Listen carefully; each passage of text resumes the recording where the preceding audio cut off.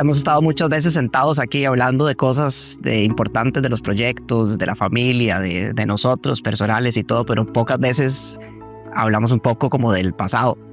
Y tal vez es un momento que me encantaría que hablemos un poco de Garnier, de cómo empezó y de que podamos como recordar no solo la historia, sino contar un poco dónde estamos hoy y qué queremos para el futuro. Entonces, lo primero sería preguntarte cómo empezó todo esto.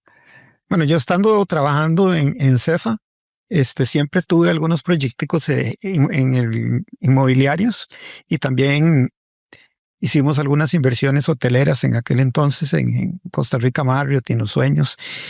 Y a raíz de eso se hizo una sociedad que se llamó GBK, que fue donde se formalizó esos esfuerzos que tomaron mucho más importancia a partir de mayo del 95, porque fue cuando nosotros decidimos separarnos de la empresa de la familia, irnos solos, y entonces ahí el desarrollo inmobiliario tomó mucho más peso y fuimos consolidando eso, y después en el camino eh, yo hice un arreglo con los socios y nos dejamos la compañía. Estábamos ubicados en Escazú, en San Antonio de Escazú, en aquel lugar que obviamente te acordás y conoces. Sí, Y ahí claro. se llamaba Corporación Garnier y Garnier. Y entonces, como el esfuerzo inmobiliario venía de ahí, entonces la empresa que se concentró en eso se llamó Garnier y Garnier Desarrollos Inmobiliarios en su momento, pero lo hemos con el tiempo ido llevando a Garnier y Garnier, y eso sirve para también llevar el desarrollo digamos, generacional de la familia, ¿verdad? Porque éramos papá y yo en aquel momento, ahora estamos nosotros aquí, y pues es el mismo escenario, y eso debe haber sido la formalización de ese esfuerzo, debe haber sido hace unos 30 años, ¿verdad? Ya esa parte formal. ¿Cómo fueron esos primeros proyectos? ¿Qué estábamos haciendo como grupo en ese momento? ¿Qué tipo de proyectos hacíamos y cómo? Nosotros en aquel entonces fundamentalmente era como compra-venta de propiedades. Okay. Y nos dimos cuenta de que la inversión extranjera que venía a Costa Rica venía con un representante de una agencia inmobiliaria como Cushman y los otros que había en ese entonces. Entonces nos dimos a la tarea de buscar una compañía que nos diera ese nivel estratégico, ¿verdad? Y ahí fue donde conseguimos una compañía en Filadelfia que era como la tercera más grande, las otras todas estaban ocupadas y todo. Y ahí se dio que esta empresa, que se llamaba Binswanger, que era de una familia en Me Pensilvania. acuerdo que lo has mencionado, sí. Sí, tenía como cliente a Abbott. Entonces Abbott nos pidió que ellos querían instalarse en un parque industrial de Zona Franca. Y entonces ahí fue donde hicimos Parque Global, que hubo que hacer el desarrollo del parque y la fábrica de Abbott en conjunto. Ese, digamos, fue el primer proyecto de gran envergadura que hicimos y del país, porque fue la primera zona franca realmente importante del país. ¿Cómo estaba el país? O sea, y decís Abbott y era la inversión extranjera en esa época. Yo estaba muy pequeño y no me acuerdo tanto de ponerle tanta atención a ese entorno, pero cómo estaba Costa Rica. En Costa Rica existía una ley de zonas francas, pero que nunca había sido realmente llevada a escala. Eran pequeños como Metropolitana y alguna cosa así pero ya proyectos que pudieran albergar empresas de la magnitud de Abbott, eso no existía, ¿verdad? Eh, fue muy simpático porque Abbott nos contrató para conseguir la tierra, ¿verdad? Eso fue el proyecto inicial, pero no tenían eh, nadie que pudiera hacer un proyecto de esa magnitud. y nos tocó convencerlos de que a pesar de ser una empresa muy pequeñita, teníamos la capacidad, teníamos la responsabilidad y teníamos la visión de poder hacer un proyecto de ese tamaño. Y se desarrolló la zona franca y la planta de Abbott al mismo tiempo y se inauguró en la fecha establecida. Como nos tocó hacer con Solmer, hacer como todo nos al mismo tocó, tiempo en la misma. exactamente. Sí. Y siempre, digo, la parte que yo veo que creo que nosotros hemos heredado como compañía en el ADN, esa parte como muy emprendedora, porque en esa época me acuerdo, tenías tiendas de ropa, tenías Campero, por supuesto Avon, que todavía tenemos, pero siempre ese espíritu como súper emprendedor, me imagino que fue clave también para convencer a Abbott que ustedes lo pudieran hacer, porque confiar en una compañía que no había hecho eso antes, sí. Hoy en día es más fácil que las empresas confíen en nosotros, pero de esa confianza de Abbott y de empezar todo, me imagino que fue parte de esa habilidad de ser súper emprendedor. Sí, sin duda, ¿verdad? Y ellos reconocían no solamente la parte de ser emprendedores, sino que éramos socialmente responsables, que teníamos, le daban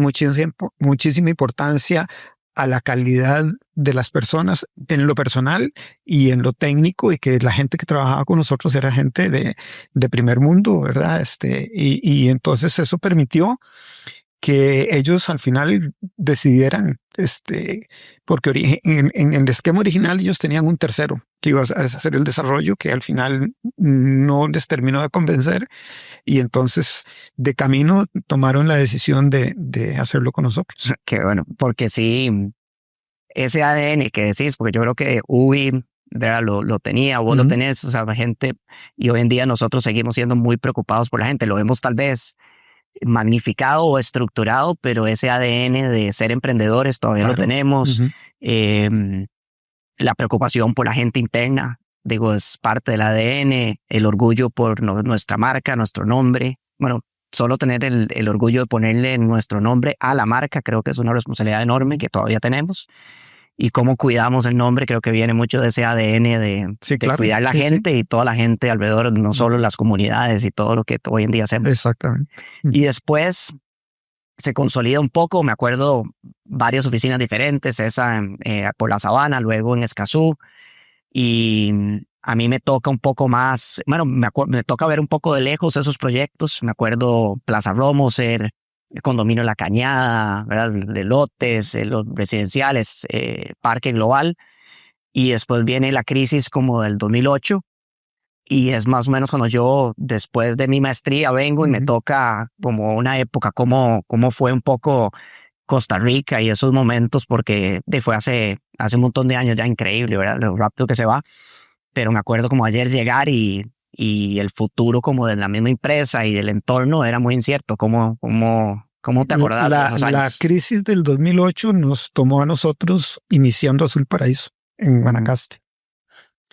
Y la decisión que tomé en aquel entonces era que lo que estaba iniciado, construcción lo terminábamos y lo demás no lo paramos, porque no iba a ser posible hacerle frente, digamos, financieramente si seguía, porque no teníamos ni idea de todo lo que iba a pasar después.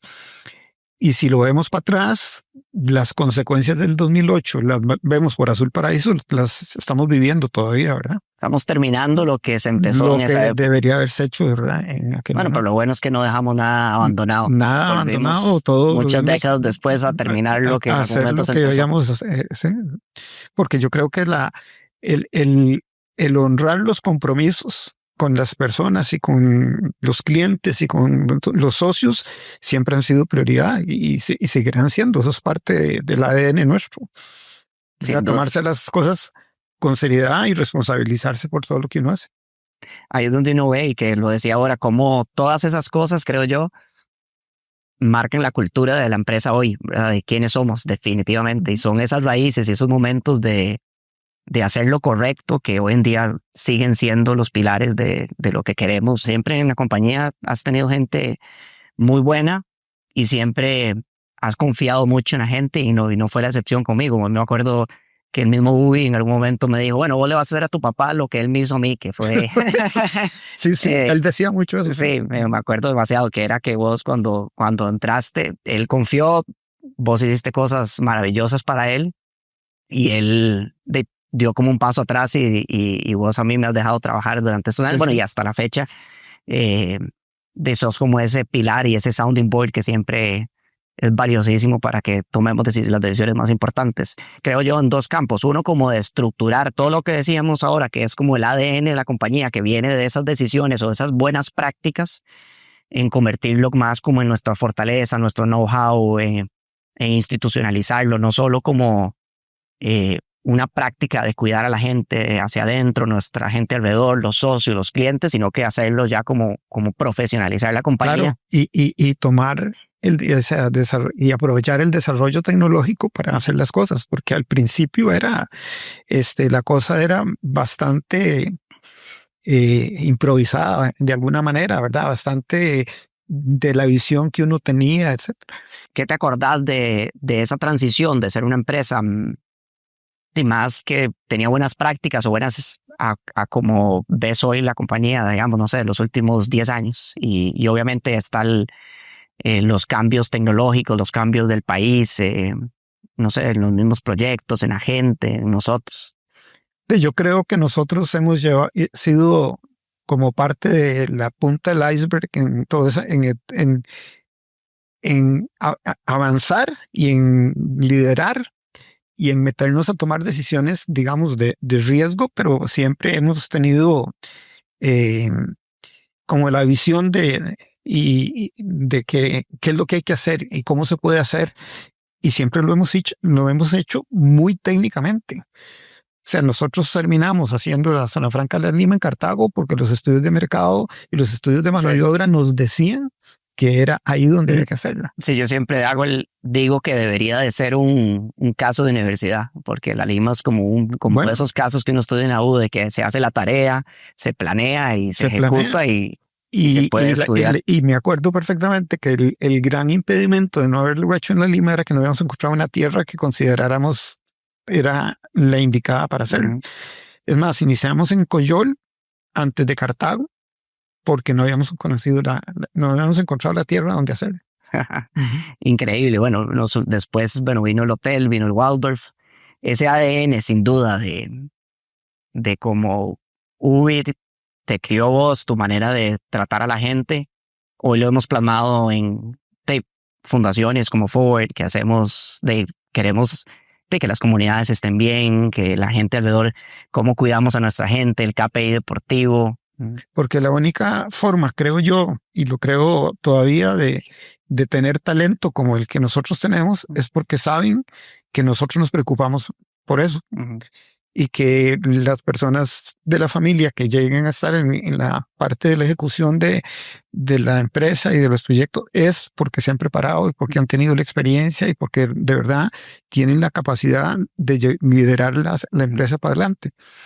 Los tiempos son más difíciles, hay más competencia, que es bueno, y el desarrollo de este país si se requiere preparar más gente, ¿verdad? Porque es increíble cómo cuando nosotros empezamos, las personas que manejaban las plantas y las inversiones de las zonas francas eran expatriados. Sí, y ahora todos son ticos. Y ya pasamos porque todos son ticos y ya llegamos al punto donde se están llevando los ticos a dirigir otras empresas fuera de ahí. Eso es toda una parte de preparación, de educación, etcétera. Nosotros estamos demasiado orgullosos de seguir ese legado de todo lo que has construido y que ojalá eso sea para muchísimas generaciones más totalmente felices de contribuir para no solo la familia, la gente, las familias con nosotros, las comunidades, y que ayudemos al país de alguna forma, y ahora que estamos haciendo cosas también fuera del país, pero felices. Creo que nos podríamos quedar aquí horas.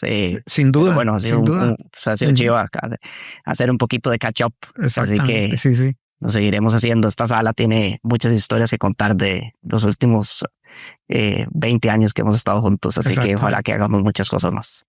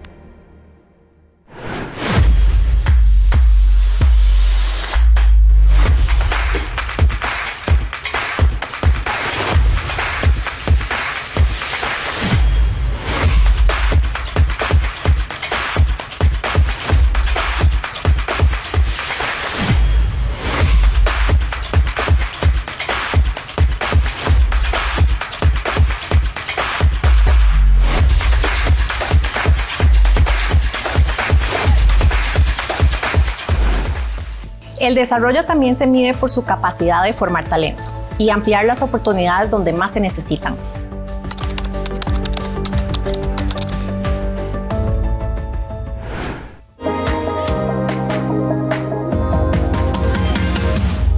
Yo ya decía que yo ya estaba destinado a vivir de camaronero o limpiar en un restaurante. Fui mamá muy joven, a los 17 años. Siempre pensé que mi vida en ese proceso de criar a mis hijos iba a ser siempre pues, dedicada a ellos, no iba a tener tiempo para mí. Forward tiene 3 objetivos. Tiene el objetivo de transformar o de la transformación humana de sus estudiantes, tiene el objetivo de movilizarlos socialmente y tiene el objetivo de ofrecerles competencias para el trabajo en el futuro. Entonces, la diferencia de Forward de las academias y cualquier otro programa es el componente humano. Ya, hoy Luis lo veo como una persona demasiado capaz, alguien que ni siquiera se creía que podía hacer todo lo que está haciendo ahorita, porque siempre se ponía trabas, porque tal vez no tenía confianza, porque tal vez en su entorno mucha gente le decía que tal vez no podía hacer algo, pero ahora ya me doy cuenta que al final es la persona más capaz que he visto en toda mi vida.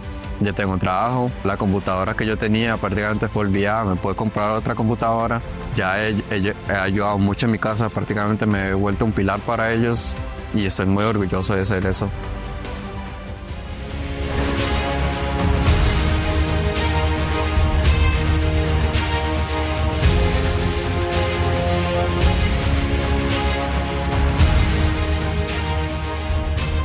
Entrar acá me enseñó, aparte de todo lo técnico que aprendí, me enseñó y me demostró a mí misma que, o sea, sí puedo.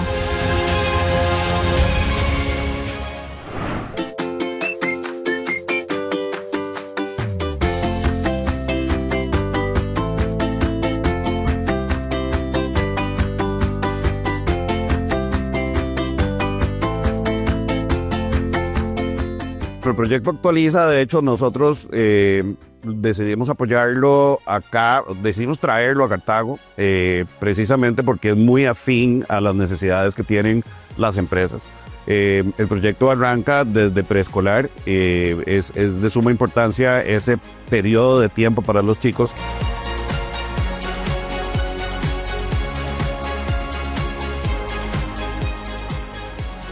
Las docentes han respondido maravillosamente porque lo que les hemos dado es mucha estrategia práctica, mucho material concreto. En matemáticas de preescolar se debe usar el concreto, no se debe usar lo abstracto. Deben llevar todo tipo de materiales, desde cubos hasta lápices, paletas, pompones, botones. Para nosotros significa oportunidades de empleo, oportunidades de un futuro. Darle a los chicos desde pequeños esa oportunidad de meterse en áreas como la matemática, como ciencia, escritura, pues realmente lo que significa es estar formando nuestro futuro. La parte matemática para ellos es un poco de razonamiento más allá, de aplicación, y algunos niños dicen, no, la matemática no me gusta. ¿Y por qué no les gusta? Porque tal vez no se la estamos presentando de la forma que las personas colaboradoras nos lo están brindando. Estas alianzas nos permiten darles a ellas muchas herramientas para que puedan hacer una mediación pedagógica activa según las metodologías más modernas, ¿verdad? Y que están acordes con la neurociencia para abarcar tanto la parte de pensamiento numérico y de pensamiento lógico matemático.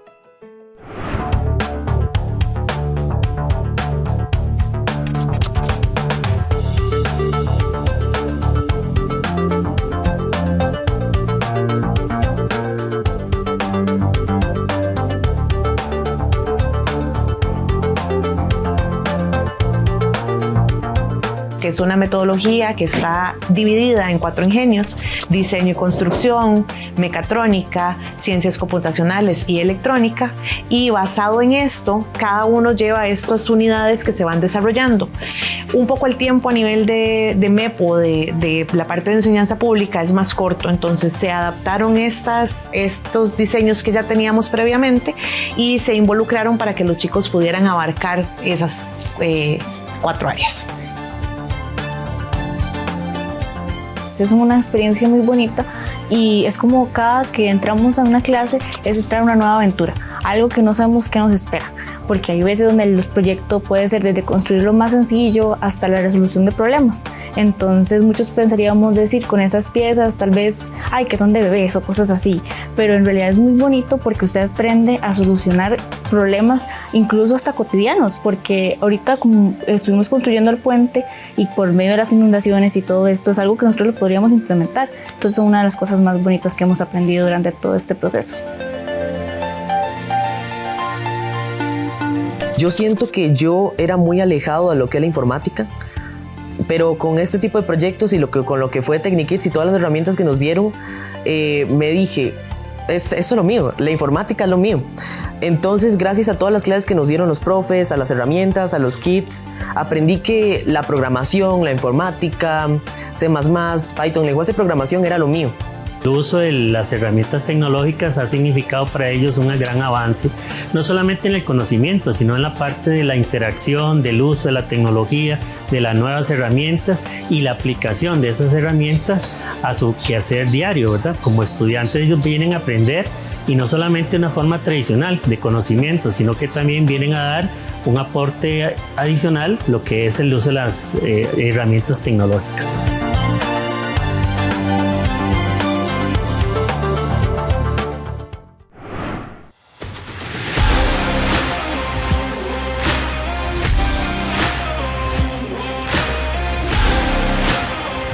Son experiencias nuevas que tanto nosotros como profesores que no somos profesionales, digamos, en tecnologías de STEM, sí logramos enriquecernos mucho con todo lo que es la experiencia y el trabajo que exige.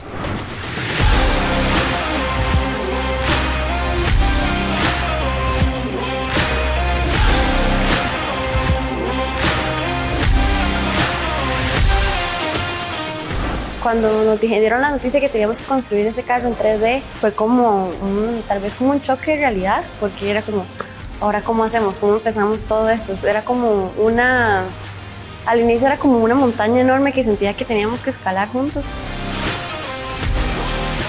Lo que pensé cuando vi la primera vez que vamos a construir un carro, yo me sentí más que todo emocionado, porque digamos, yo siempre he estado entusiasmado en temas de impresión 3D y creación en ese sentido, entonces yo sentí que era una oportunidad bastante útil para mí.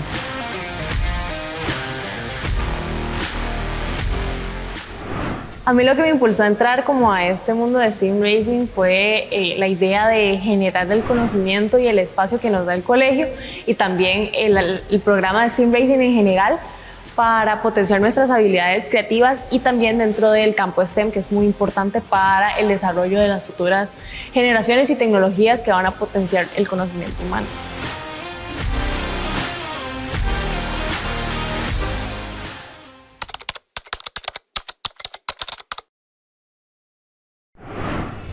Zona Franca La Lima da un nuevo paso en construcción sostenible con el primer proyecto de Garnier y Garnier orientado a Zero Waste, al alcanzar un 99.99% de residuos desviados del relleno sanitario.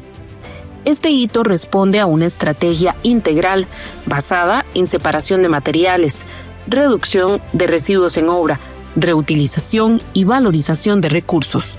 Un modelo con potencial de replicarse en futuros desarrollos. En Guanacaste, el Hotel Waldorf Astoria Costa Rica Punta Cacique alcanzó la certificación EDGE como resultado de un proceso iniciado en 2025 para optimizar el uso de energía, agua y materiales, con ahorros superiores al 20% en recursos. El proyecto también se convirtió en el primer hotel del país en obtener la bandera azul ecológica en la categoría de biodiversidad, gracias a iniciativas de reforestación con especies nativas, protección de ecosistemas marinos y conectividad biológica para la fauna local. Una visión de desarrollo que integra sostenibilidad, eficiencia y relación con el entorno, elevando el estándar de la construcción responsable en Costa Rica.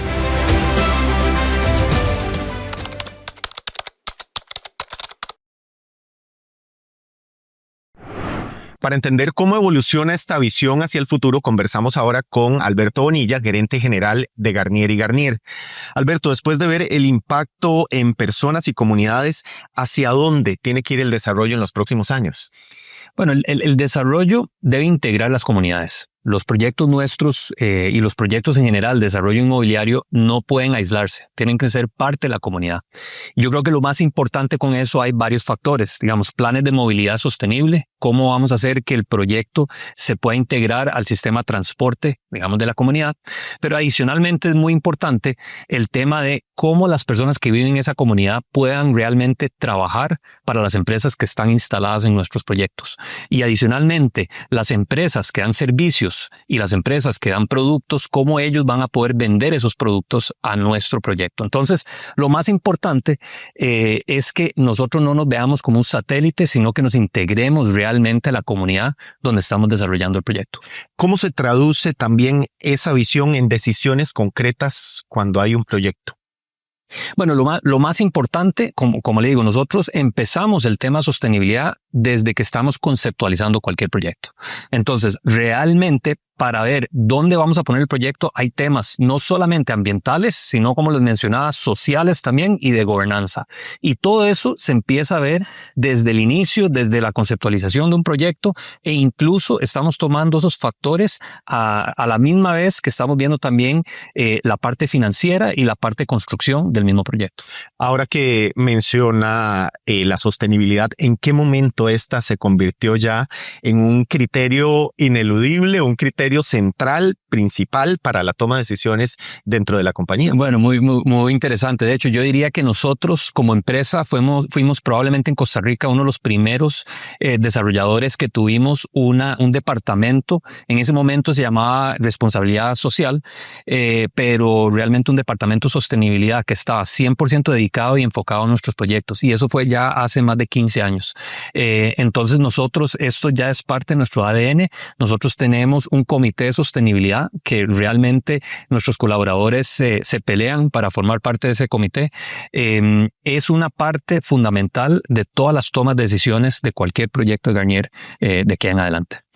En este contexto o el contexto actual, ¿qué hace que Costa Rica siga siendo un mercado relevante para desarrollar todos estos proyectos? Bueno, lo más importante es el talento humano. Realmente Costa Rica, el foco en Costa Rica, y lo digo en el sector de industrial y el sector de servicios, es el talento humano que hemos fortalecido en Costa Rica, y eso tiene que seguir creciendo. Pero realmente las empresas internacionales vienen y ven Costa Rica, ven ese factor humano que tenemos, y es la razón número uno de por qué nosotros podemos seguir desarrollando el tipo de proyecto que desarrollamos. Incluso en la parte turístico, en la parte turismo, obviamente Costa Rica tiene una biodiversidad espectacular, pero realmente el talento humano, que es el que se utiliza en el sector turismo, es el que le da la bienvenida a los turistas, es el que hace que el turista quiera volver a Costa Rica. Nosotros somos muy especiales como ticos y realmente ese factor humano es lo que más atrae al país. ¿Cómo evoluciona también el modelo de desarrollo de Garnier y Garnier frente a las nuevas dinámicas de todos los mercados? Importante, nosotros siempre estamos innovando. Creo que uno de los puntos más importantes es cómo vamos a ir integrando la inteligencia artificial dentro de nuestros proyectos. Realmente la inteligencia artificial va a cambiar por completo la manera que nosotros vivimos en nuestros espacios, cómo trabajamos en nuestros espacios, cómo vamos a pasar el tiempo en nuestros espacios, y entonces todo eso nosotros lo tenemos que integrar de una manera sostenible, pero también de una manera que haga sentido financieramente, que haga sentido para el usuario final, y que lo podamos integrar para largo plazo. Justamente después de 30 años, Alberto, ¿cómo se proyecta Garnier y Garnier hacia el futuro? Bueno, seguimos con la misma visión. Nosotros lo que estamos es siempre trabajando para generar valor. para generar valor. El impacto que nosotros estamos empujando es un impacto para crear ese valor. Tal vez los proyectos que estamos haciendo hoy son proyectos más grandes que los que hicimos hace 30 años, pero siempre con esa idea de que nosotros vamos a llegar y no solamente vamos a desarrollar un proyecto, sino que nos vamos a integrar en la comunidad donde estamos desarrollando ese proyecto. Y la visión que tenemos es una visión país y es una visión donde creemos en el futuro de Costa Rica y creemos en que las comunidades donde estamos desarrollando deberían formar una parte integral de lo que estamos terminando por hacer. Y quizás en términos más generales, ¿qué cree que va a definir el desarrollo inmobiliario en nuestro país en los próximos años? Bueno, buena pregunta. No tengo la bolita de cristal, pero hemos tenido que ir readecuando lo que es el modelo inmobiliario. Ciertamente los diferentes sectores en los que estamos enfocados ha ido evolucionando. El sector de oficinas ha ido evolucionando a un sector más similar a lo que tenemos con WeWork. El sector industrial está muy enfocado en lo que es el desarrollo de implementos y productos médicos. Vamos a seguir hacia ahí y siempre con la tendencia a estar viendo qué está pasando a nivel mundial y cómo lo podemos traer para estar haciendo proyectos de primer mundo dentro de Costa Rica.